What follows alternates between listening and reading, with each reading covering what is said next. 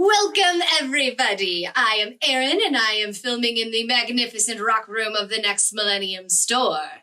Welcome to Litha. It is a Wheel of the Year holiday, usually celebrated on June 21st in the Northern Hemisphere. But in this modern-day life that we have, most of us usually work on a Tuesday. So if you feel like celebrating it the weekend before, or the weekend after, or whenever you have free time, do that. It's fine. We don't have to be perfect. We just have to use our energy and intention. It is a midsummer solstice. It's the longest day of the year.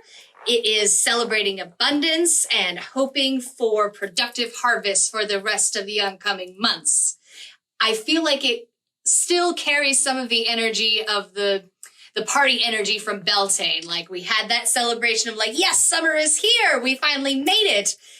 I feel like it's still carrying some of that party energy with it. And especially since it's an opportunity to appreciate the duality of light and shadow, both in ourselves and in the world around us. Earlier holidays in the Wheel of the Year, you make plans, you plant seeds in the ground, you create projects for the upcoming year. And this is the time to celebrate that. This is the time to celebrate yourself and your growth. Look at how much you've accomplished this year. Go you! Let's make some incense and celebrate that.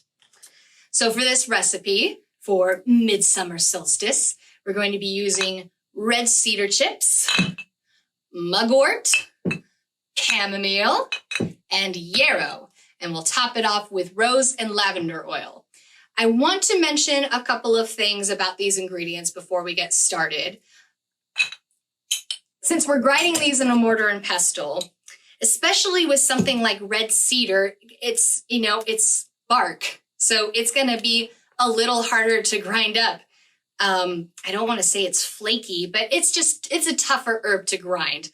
So I'll probably put that in first. So as I add other ingredients, that will help to kind of crush it up a little bit more.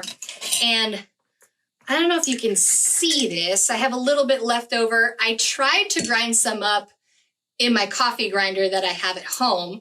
It did work a little bit in making the pieces smaller, but not necessarily finer. So again, use the tools that you have to the best of your ability. Sometimes grinding takes a little while, and that's okay. Also wanted to talk about essential oils. Essential oils, let's be honest, they can be pretty dang expensive.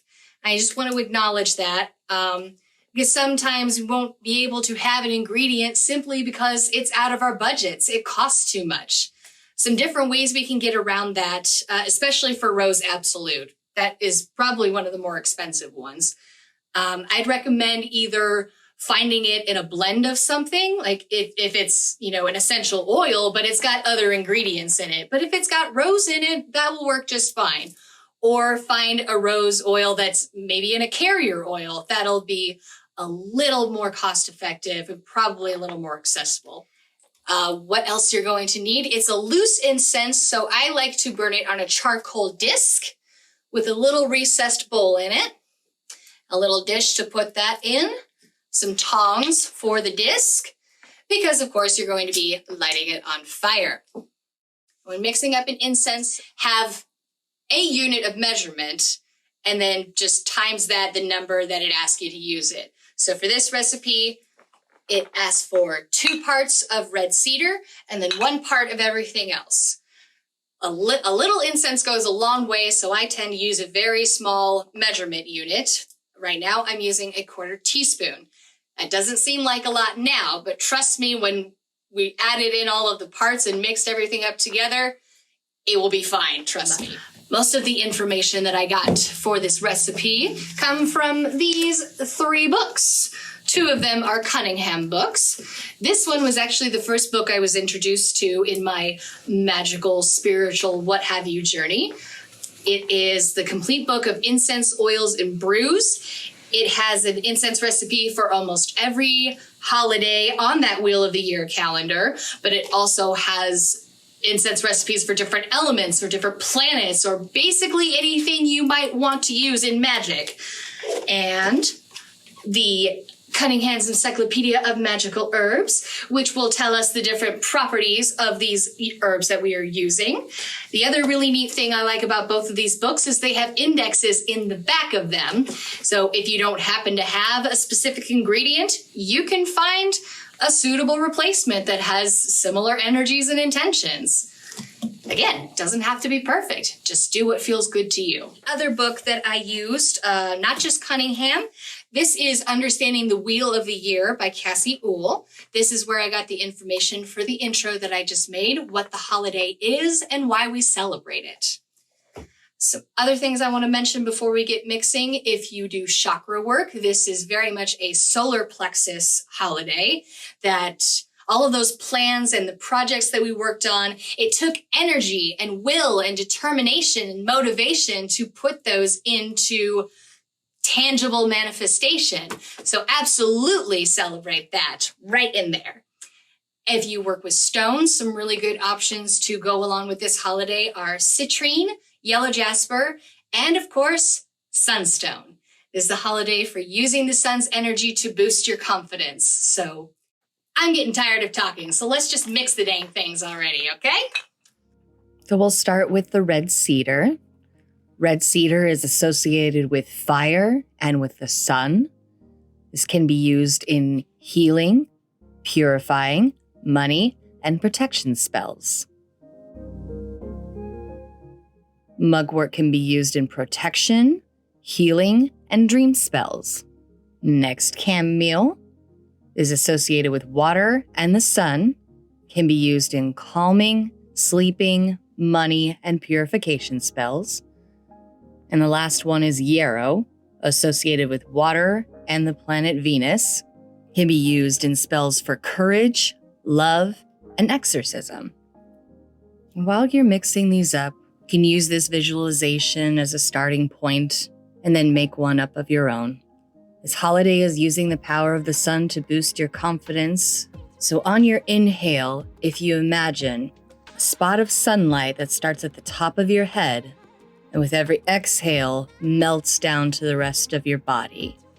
Every inhale, you gather up that light, and every exhale, send it out further down your body, all the way down to your toes.